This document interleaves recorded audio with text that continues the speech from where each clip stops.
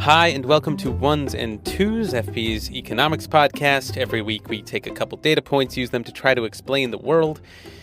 I'm Cameron Abadi, FP's deputy editor, with you in Berlin, Germany. As always, Adam Tooze, FP's economics columnist and Columbia University professor, is with us in Frankfurt. Hi, Adam. Hi, Cam. So we have one topic for you this week. That will be on the economics of Gaza and humanitarian aid in Gaza. But first, I wanted to share an exciting opportunity that's available for a select group of listeners in the D.C. area. Adam and I are hosting a live taping of Ones and Tooze for foreign policy subscribers in the heart of Washington next week. This is a subscriber-only event, but we've reserved a number of tickets for loyal podcast listeners too. It's our small way of showing appreciation for your continued support and commitment to the conversations that we facilitate each week. And we hope you'll join us in D.C. The event is on Thursday, April 18th, at the historic Johns Hopkins Bloomberg Center, which is nestled right between the U.S. Capitol and the White House on Pennsylvania Avenue. All you have to do is email us at podcasts@foreignpolicy.com to request information and tickets to this exclusive gathering. Don't wait too long. Only the first 50 listeners to email us will secure 2 complimentary tickets each. So email podcasts@foreignpolicy.com right now to get on the list. If you do not get on the list, don't fret either. There will be another live show that Adam and I are organizing in Washington, D.C. That will be in September, so a few months away. That will be at the historic 6th and I Synagogue. There'll be information on that sometime later. But point is, if you don't get on the list for next week's event, you can keep your ears perked for the event in September. As I mentioned, we will be talking about Gaza today, and the data point there is 50, as in 50%, as in half the population of Gaza, which is the share of the population on the brink of famine. Warned the Biden administration that the spread of hunger and malnutrition in Gaza is, quote, unprecedented in modern history, and that parts of Gaza are already experiencing famine.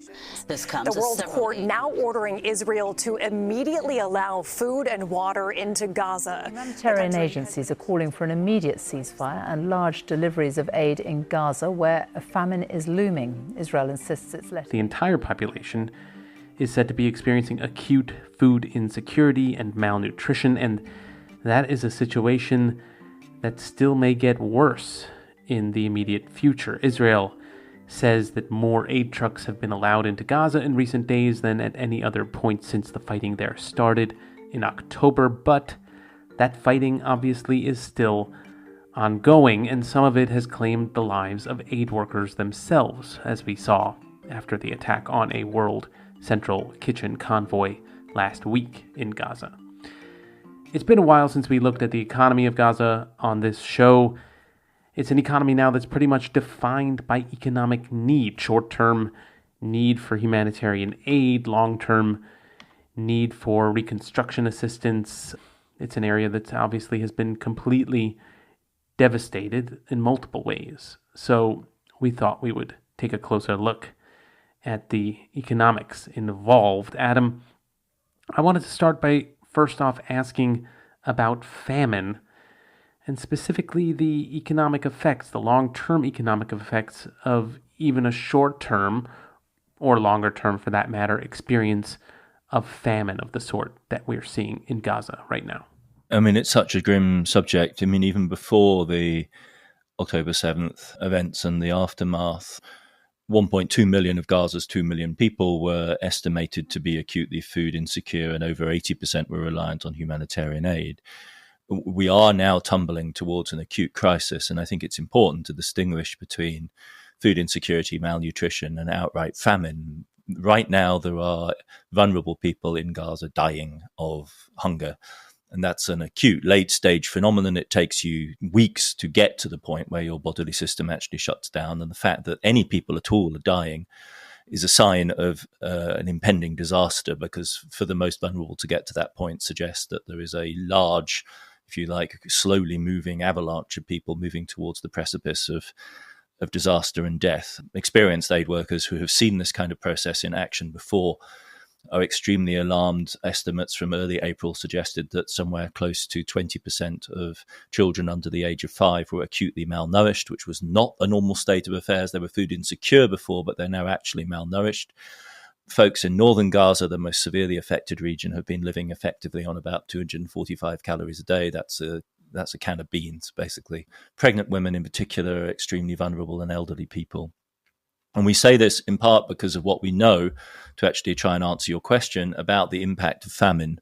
And they're not easy to study because famines often occur in conjunction with other disasters. That's, famine is, as it were, the culmination of a more comprehensive crisis. So it's interesting to study politically induced famines which bring about sudden shocks. So one is the Great Chinese Famine of the early 1960s, late 50s, early 60s. And another is the famine that hit the Netherlands in the final stages of World War II. People may not be aware of this, but the Allied advance after D-Day cut off a large part of the Netherlands, which was still under German occupation, and the German forces there did not secure the food supply of the local population. So it gives us a chance to actually study a famine in a population that was ordinarily reasonably well nourished, and that suddenly, for exogenous reasons, this is what economists look for, suddenly experienced this shock. And the results of both these shock famine experiences, so in societies that were not previously massively stressed and suddenly go into crisis, is really quite unambiguous, which is that the food shock has a long-lasting impact on the population in terms of its physical, its mental health, its educational development, its human capital development. Folks who are exposed to these shocks tend to be shorter. They don't grow to the same natural stature of other people. And the impact, and the Dutch data is particularly clear-cut on this, is most severe in pregnant women in uterus. And it's estimated that there are 60,000 pregnant women in Gaza right now whose babies will be suffering nutritional shock. And it's really that group that is probably going to be most severely affected. On younger kids, actually, short-term famine exposure appears to produce a kind of hardiness, a physical hardiness. It's a tough thing to say, but it appears to be true, this on the basis of the Dutch evidence. But what it does do is very severe damage to their socioeconomic prospects going forward. So in the Dutch case, you saw long-lasting impacts on schooling and social development, presumably deriving from the mental health implications of sudden insecurity and existential risk. So one shouldn't, I think, underestimate the severity of this moment, even if food supply is ultimately restored. And that really, at this point, is still very much a best case, vain hope kind of scenario. The impact of this will be severe in the long term, and it will carry forward both as a biophysical shock to the body politic, literally, of the Palestinian population, as well, of course, as a political and psychosocial mental health shock. There will be hundreds of thousands of people suffering from very severe PTSD as a result of this experience. Wow, yeah, that is hard to hear. And I think, as you've made clear, this is already now baked in to, even if there's a ceasefire now, these effects are predictable in the future. Yeah. You don't get to the point when people are actually just flat out dying of starvation unless there is extremely serious malnutrition on a much larger scale going on, if you like, in the background. So, to turn to the physical destruction of Gaza and its economy and its infrastructure, obviously the devastation has been vast, but what kind of comparisons do we have historically for the extent of damage that we've already seen? When you're looking at North Gaza, you're looking at one of the most intense bombardments in modern history. The estimates there are for damage in excess of 60 to 70% of the structures, and inflicted over a period of months, not years. And this means that the relevant standards of comparison are the kind of destruction seen in German cities under Allied bombing, extremely intense Allied bombing from 1942 onwards, which is really the first moment that modern aerial warfare became possible. The German bombing of London earlier in the war was pinprick by comparison. And North Gaza, as far as we're able to tell, ranks alongside the likes of Dresden. In fact, the level of destruction in North Gaza seems to exceed that of Dresden, which was the victim famously of a ghastly firestorm. It's up there with Hamburg and Cologne and Berlin, some of the most heavily bombed cities. In the more recent past, you could look to the kind of urban warfare in the immediate region that was waged in the Syrian civil war, Aleppo, for instance, where 65% of the housing was damaged. North Gaza appears to have a level of destruction at least as high as those. So if you remember those images of Aleppo, which was like a city reduced to what looked like an ocean of rubble, we think in the case of North Gaza, we're talking about maybe 10 to 20 million tons worth of rubble that will ultimately need to be moved, really staggering numbers. And then the other two places that come to mind are the hugely material intensive campaign that was waged by the United States and its allies against ISIS, so the cities of Raqqa and Mosul, that were both subjected to extremely intense bombardment and where we saw similar levels of physical destruction and rather fewer civilian casualties, though they numbered in the thousands in both those cities, than we have seen in the Israeli assault into North Gaza and now the rest of the Gaza Strip. In other words, and I don't think there's really any doubt about this, that we are dealing with one of the most dramatic instances of what one group of analysts have called domicide. So when the British were planning the aerial bombardment of Germany in 1940, 41 and 42, before they were actually able to mobilize the air fleets that are necessary to do this on a large scale, they talked about dehousing the German population.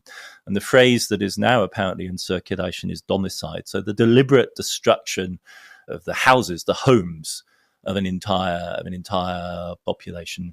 It's really an epic level of destruction. Early on in the war, we were making comparisons to Mariupol, but at least according to the data to my hands, and the level of destruction would seem to be roughly 2 times as intense. The data for the Mariupol are highly contested. I know, but the figure that I've found is a 32% destruction of structures there. North Gaza would appear to be about twice as intense as that. Goodness. Yeah, I think as you just mentioned, when this kind of strategy was imposed on Germany, this was at the very beginning of aerial warfare at all, right? Yeah. I mean, this was a kind of, one could claim at that time that one didn't know strategically whether this was effective or not. I mean, I guess now we have this history to draw on in terms of saying what are the effects strategically, militarily of this kind of warfare. So yeah, even if the kind of effects are the same, it seems to me strategically it must be different. Well, I think in this case it really is, because the strategic bombardment of Germany's cities was not, after all, in conjunction with tactical on-the-ground incursions. So the closest analogies really are to Mariupol and to Raqqa and the campaign against ISIS, because there you have a combined land and aerial operation, and the ability to coordinate strategic levels of destruction from the air and by artillery with a ground assault is a new kind of potency, because you could do strategic bombing in World War II, but it took years to reduce a Berlin or a Cologne to the kind of level of destruction which has been inflicted on Gaza in a matter of months. So this is a measure both of the scale of the bombardment that we can now deliver, but also the relative levels of accuracy that are now available to military planners. Okay, we're going to take a quick break right here, but we will be back in a second to continue talking about Gaza.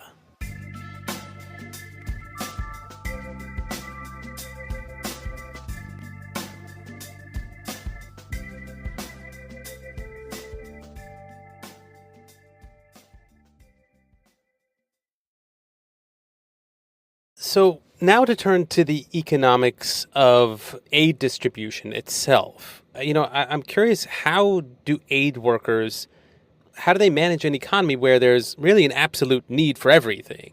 I mean, where there otherwise is no economy to speak of. I mean, these are workers who have aid to deliver, but they have no authority or ability necessarily to impose an economic order the way a state could. So, what is the economic logic at work in the distributional system that they are required to create? It's a fascinating question. I went online to the Relief Web, this site where they aggregate all of the different appeals for relief. And if you start looking at the daily flow of appeals for Gaza, what you see is a kind of functional structuring of the appeals. It isn't, economics in the sense of, X number of hundreds of millions or billions of dollars, which then are going to be rationally allocated between the following purposes.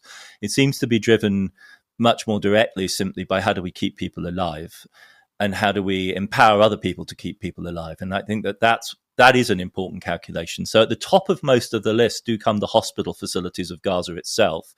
because by supporting them, you're supporting Gazans to support each other. So there seems to be a kind of important logic there of providing aid to those who provide aid. So that's one element of the story. Another element of the story then is a basic needs approach. So what the appeals focus on is food for the most vulnerable, the elderly, the ill, the pregnant, and the children. And then water, which will kill people even more quickly if you don't have clean water, enough of it, or uncontaminated water. And so that's what the demands seem to focus on, the appeals need to focus on, and the desperate, urgent work on the ground is focusing on is restoring water supply lines, because there's been a desperate shortage of water in recent weeks and months, and getting food in. An economics element enters in when you start asking, well, in a society like this, what is the price of water and food? Because things do have a price, even when they're as scarce as this, because after all, you can appropriate relief aid. And one figure I've seen is that a 25 kilos or a 50-pound bag of flour, because this is a population that eats bread, a 25 kilo bag of flour, 50-pound bag of flour goes for $1,000 in Gaza right now. And if that's the case, then another element enters the story here, which is protection. How do you ensure that these supplies, which are as desperately needed as this, are protected? And at that point, you enter into politics, because at that point, the distribution of food, when it acquires a black market value of this kind of price, then becomes hugely, hugely political. And this is where then the politics of the campaign, which is a campaign, after all, being waged by Israel for the destruction of Hamas and essentially, as far as we can see, the uprooting of the society in Gaza that supported Hamas, to say no more than that, right? That at this point, then, the question becomes, can you sustain this population if, as you're saying, all political order is being put in question? And it is true, of course, that feeding aid through political authorities on the ground, police authorities on the ground, that have for years now, since 2007 at least, been willy-nilly, whether they liked it or not, some of them may have liked it, some of them may not have, but necessarily collaborating with Hamas as the power in the Gaza Strip. If you are refusing to supply aid by way of them, then the question is, how on earth can you protect it, and how on earth do you get it to the population? So at that point, the question of relief merges with the political question of reconstruction that is to come afterwards. And this is an experience which the aid agencies, before we move on to the question of reconstruction, have had again and again and again. And really, I think the test case of the difficulty of doing this is Somalia and Mogadishu, where for decades now, very large populations of displaced persons have had to be maintained by aid. And there's it's extraordinary, there is really an entire, not so much economics, but political economy of the relationship between aid agencies and what are called ISMs, or gatekeepers, or informal settlement managers. Because what emerges is that guys with guns and control over land and tents and places in which displaced people can live become, whether you like it or not, essential intermediaries between the aid agencies, which are bringing the essential supplies of water, the pipes that are necessary to do that, and the food, and the population that you're trying to relieve.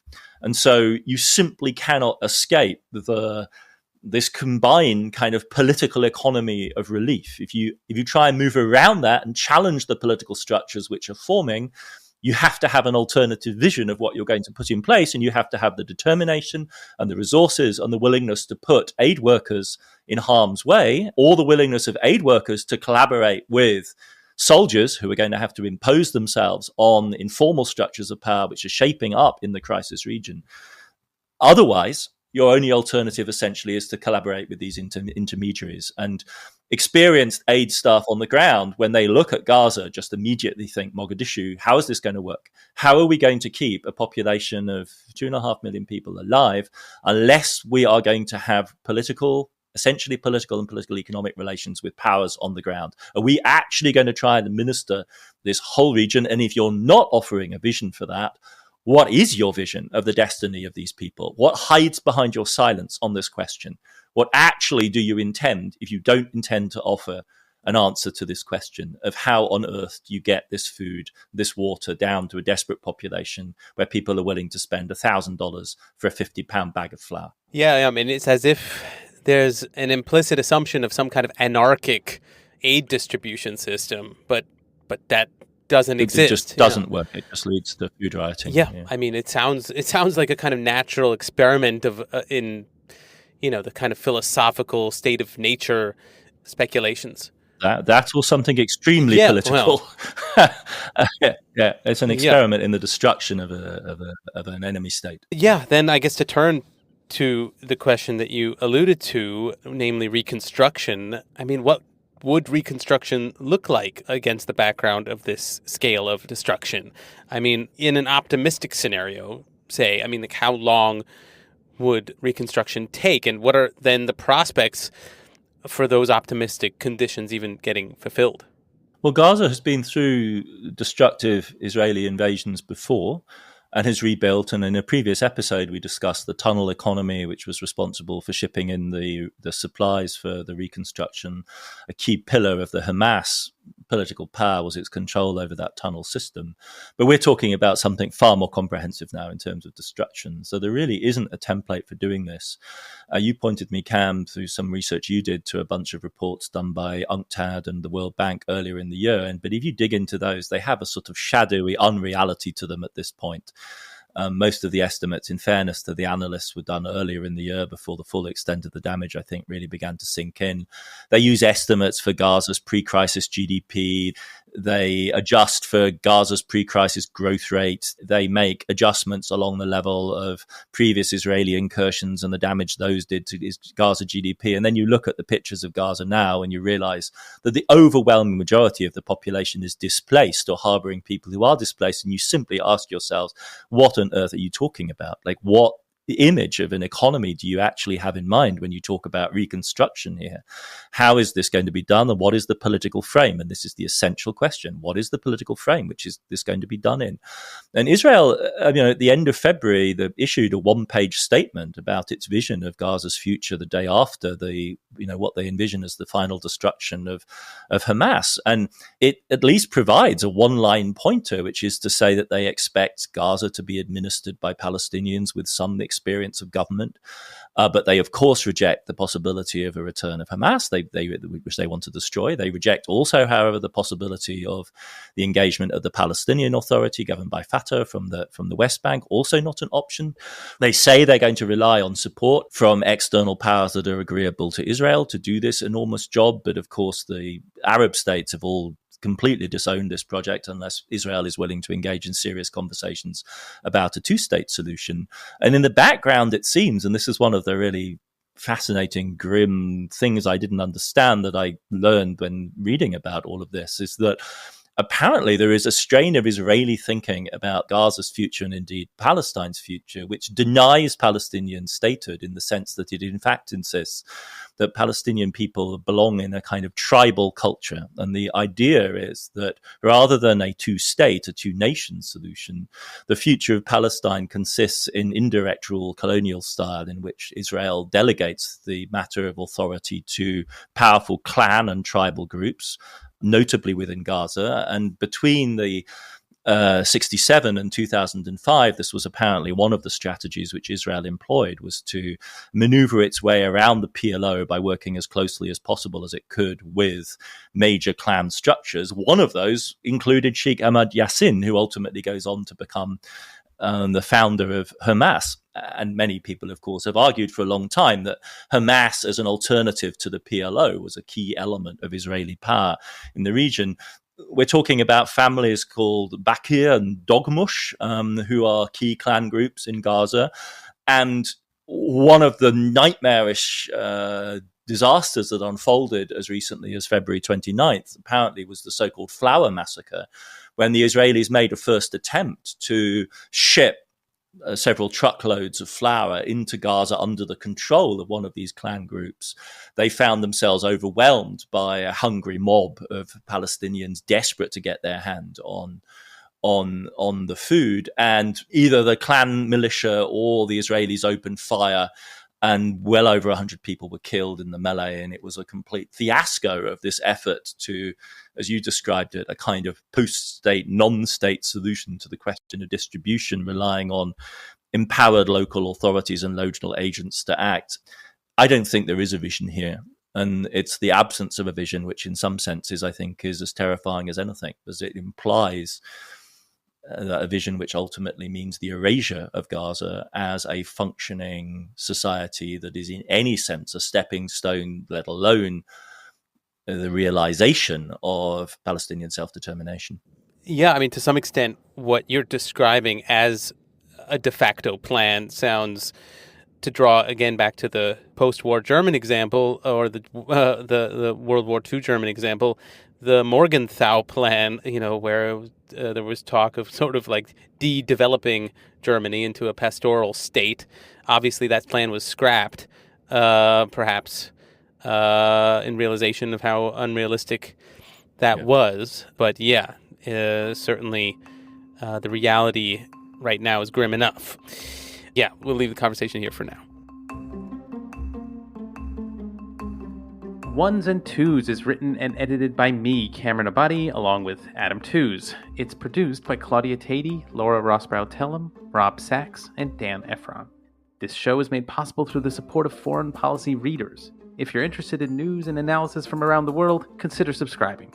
Listeners to Ones and Tooze even get a 15% discount. Just go to foreignpolicy.com/subscribe and use the promo code TOOZE at checkout. That's TOOZE. And listeners, as always, we love getting your feedback. You can leave voice messages on the Ones and Tooze homepage on foreignpolicy.com, or email us, podcast@foreignpolicy.com, or you can tweet us. That's @OnesandTwozePod. Thanks very much for listening, and we'll be back in your feed next week.